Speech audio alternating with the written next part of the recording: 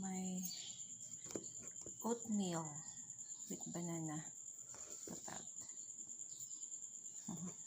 for breakfast. Water, hot water. That's hot. Hot water. That's yummy. And next is the banana. With this banana.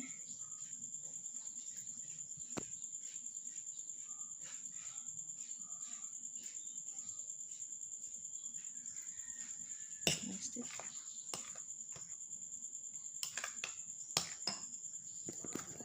One. So I already have my oatmeal with banana. No sugar. Ano naman yung banana matamis na. Okay? Let's mix this one and this is ready to go. Ready to eat na.